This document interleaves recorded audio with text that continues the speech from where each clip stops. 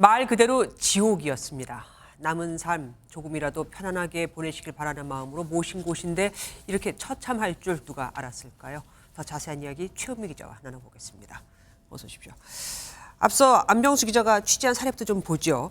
가족들 입장에서는 불과 2주 만에 저렇게 상태가 안 좋아졌다면 당연히 CCTV를 확인하고 싶어 할 겁니다. 근데 안 보여주면 다른 방법이 없는 겁니까?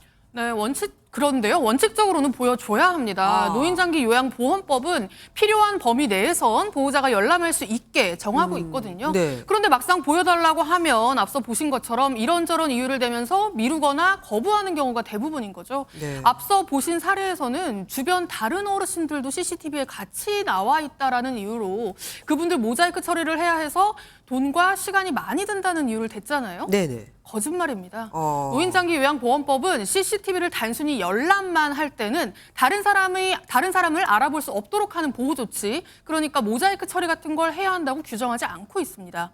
그냥 있는 그대로 보여주면 되는 건데 법을 잘 모르는 유족들을 우롱하고 있는 겁니다. 우리가 지금 4편에 걸쳐서 4곳의 요양소를 지금 보여드렸습니다. 그런데 이게 다 학대 판정을 받은 곳이잖아요. 안 그런 것도 물론 있겠지만 걱정이 앞서요. 네, 맞습니다. 요양보호사 1명이 9명, 10명의 노인을 보는 현실이 해결되지 않고는 이게 반복될 수밖에 없는 문제이긴 합니다. 그런데 네. 취재 과정에서 만난 사람들은 요양원 개설이 쉬워도 너무 쉽다. 이렇게 이야기하기도 했습니다. 한번 네. 들어보시죠.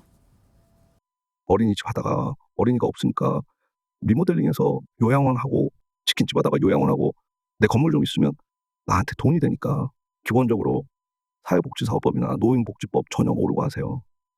아이고. 네, 실제로 좀 알아봤는데요. 최근 4년 동안 요양원은 930곳이나 늘었습니다. 1년에 230개씩 더 생겼다고 보시면 되는데요. 이런 요양원들 관리하는 곳이 도청이나 시청 같은 지자체예요. 네. 지자체 공무원한테 현실을 물어봤는데요. 네네. 한숨부터 쉬었습니다. 장기 요양 기간이 저희 같은 경우는 한 달에 4-5건씩 신규로 들어오고 있어요. 이걸 너무 쉽게 보고 접근하시는 거에 대해 저희는 자꾸 회의를 하고 있어요. 어르신들을 돈으로 보고 덤비면 지금 앞으로 더 힘들어지는데 법적 규제라든지 계속 법률 개정도 되고 있고. 학대 사건이 저렇게 끊이지 않는 걸 보면은 처벌에 문제가 있다는 생각도 들긴 합니다. 네, 맞습니다. 학대 판정을 받은 요양원이 실제로 행정처분을 받기까지 얼마나 걸리는지 아시나요? 얼마나 걸리는데요? 보통 2년입니다. 아. 경찰이 일단 수사를 해서 검찰과 그리고 관리감독 책임이 있는 지자체에 넘겨주면 이제 검찰은 검찰대로 재판에 넘기는 거고 지자체는 청문회를 열어서 행정처분을 결정하는 과정이거든요. 그런데 이때 징계 대상인 요양원이 지자체에다가 재판 결과 나올 때까지 좀 밀어주세요라고 요청을 하면 거의 들어주기 때문입니다. 네. 그런데 한번 생각해 보세요. 정말 충격적인 사건도 시간이 지나면 잊히기 마련이잖아요. 그렇죠.